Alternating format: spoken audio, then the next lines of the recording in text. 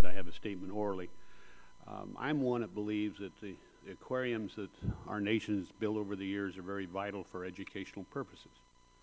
I believe the Sealife centers are also educational purposes.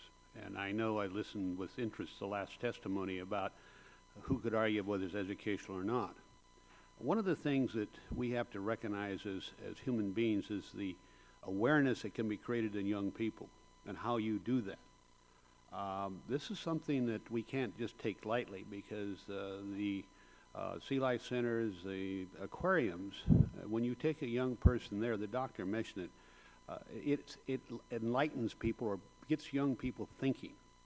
And not many of you would have an opportunity to go to see. I noticed with great interest the Australian was just talking in New Zealand about how he had at sea or had at wild species to study.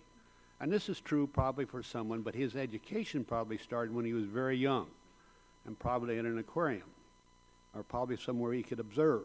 Because whether we like it or not, our population, Madam Chairman, now is basically centered around large cities. We don't have the exposure we have ordinarily in the older days. And I argue that although we have this hearing, whether it's educational or educational, is a matter of definition.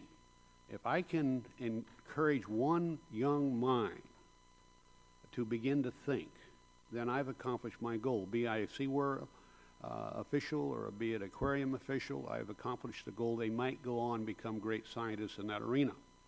And so I don't take this hearing lightly, because there are those, and I've read some of the testimony from other interest group, would have no captivity, period. We'll let them run around loose and wild, and only a few of us will enjoy or see or understand, and that would be the privileged. But the mass of people we have nowadays would be unable to be exposed.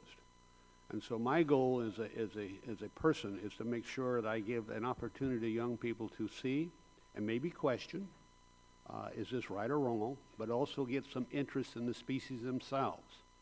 So I know every time, and I'm an old school teacher, I used to take kids to see the captive animals. May as it sound captive. They did come away with the feeling, some of them, that it was wrong, some of them it right, but most of all they came away with a sense of curiosity. And to me, curiosity is one of the greatest things that a young man can acquire. So as we go through these hearings, I hope people understand that they don't get polarized and say we can't have anything other than to rehabilitate and turn loose.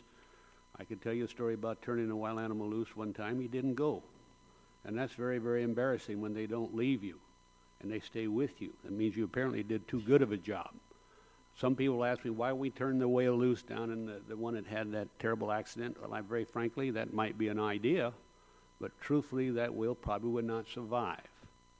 And some people must think about that too. Madam Chairman, thank you for having these hearings. They're always encouraging. Thank you very much to our ranking member, Mr. Young from Alaska. Thank you very much for your statement.